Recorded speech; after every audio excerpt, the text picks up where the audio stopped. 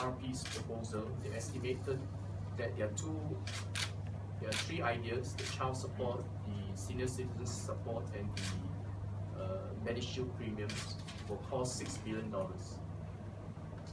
What they did not say is, of course, for the senior citizen support and the MediShield life premium support, this has the potential of ballooning because the number of senior citizens will double by the time we reach 2030. So it may be $6 billion now, but the cost burden will double by 2030. And they say all this will be spent within the budget. But clearly, they have not presented the very important part of the other side of the budget, which is how to generate the growth and how to generate the tax revenue to support all these programs. I think they've been very silent on that.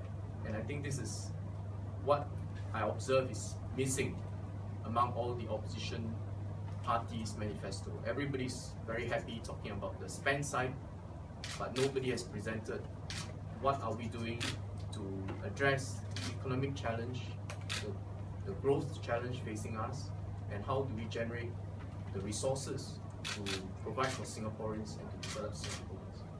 And if I may, I just want to do a short digression. I think if you look forward the next 5 years, we will face a more difficult economic environment. The reasons are very straightforward. Since the global financial crisis, the world has been on a steroid support.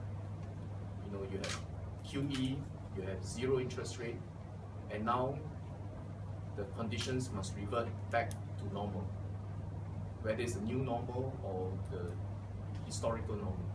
And that means interest rates must rise, liquidity must drop, the asset prices that has increased over the last few years because of all this pump priming must settle down and find its new level. And this means more difficult economic conditions for Singapore. It means that the developed countries, the growth will be slower. Hopefully with US recovering, we will get some support from the US growth. But Europe and Japan will continue to face economic challenges. The emerging markets will find very strong headwinds because of commodity prices, and in particular for us, because of the slowdown in China. And similarly, our neighborhood, which is which contributes 1/3 of our economy, will face a slowdown. It's still a growth story, the ASEAN Economic Community, but we're no longer talking about 5-6% growth. We're talking about a shade lower.